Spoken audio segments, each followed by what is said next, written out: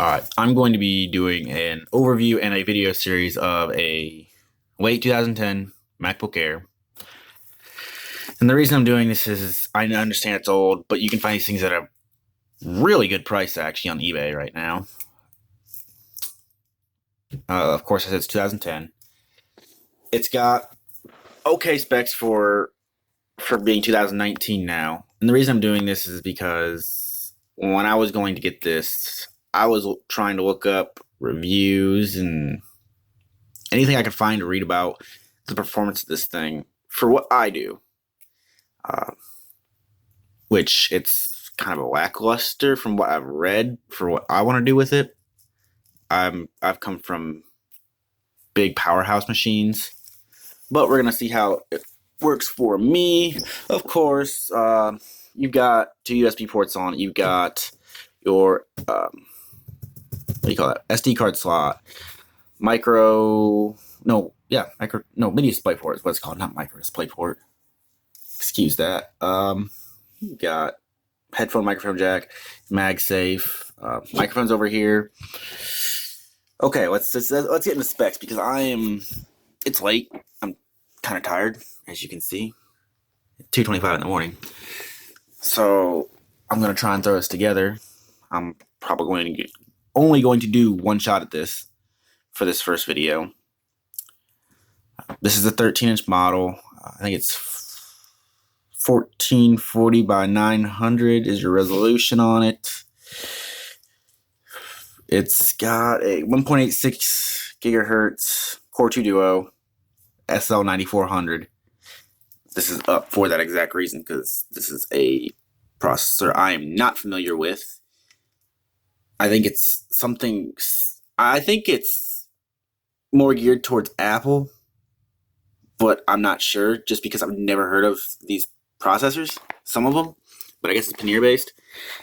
I do like that it is 6 megabytes of L2 cache. That is good for some of your content stuff.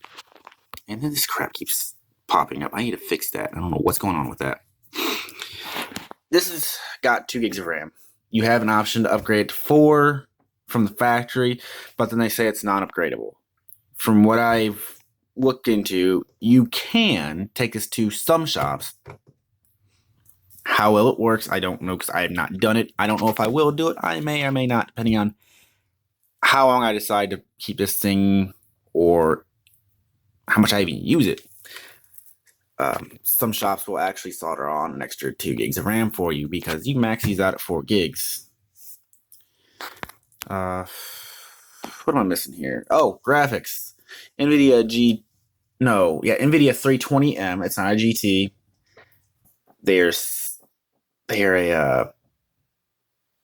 a chipset video card.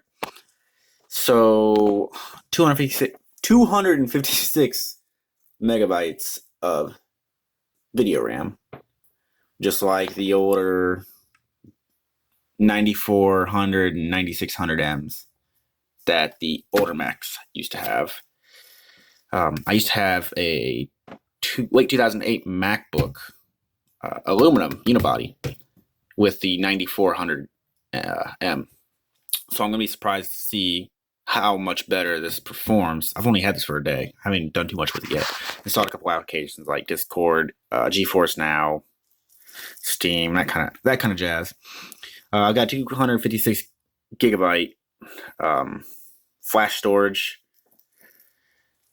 So yeah, that kind of wraps that up.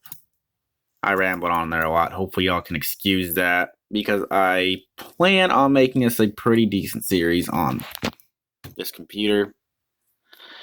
I just want to show you guys what it's actually capable of. I'm going to throw some real stuff at it. I'm going to try some games on it. I'm going to do video editing on it.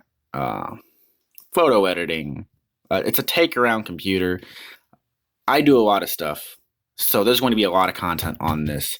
For anyone that wants to know how these are actually going to be for them. I know there's people that are like, oh, I don't know if I'm going to like Mac.